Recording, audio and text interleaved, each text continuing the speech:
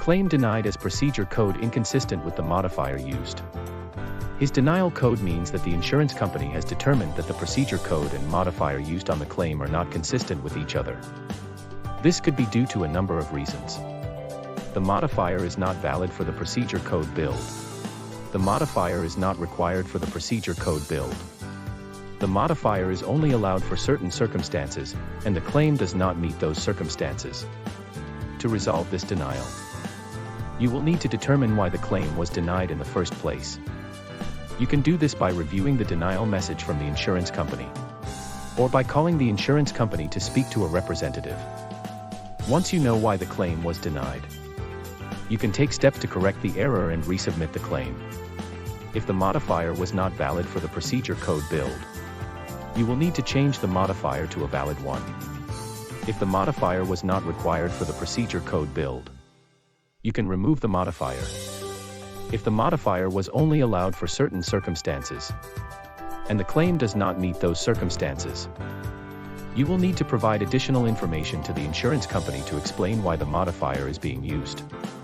This denial should be assigned to the coding team to review and provide the correct modifier. Once a response is received with the correct modifier details, then send the corrected claim to insurance. By updating the correct modifier even if the time limit to send the correct claim is crossed. If the coding team states that the modifier is correct, then send an appeal to insurance. When sending an appeal, calculate the time limit from the denial date. If it is not crossed, then send the appeal, or else write off the claim if the time limit is crossed.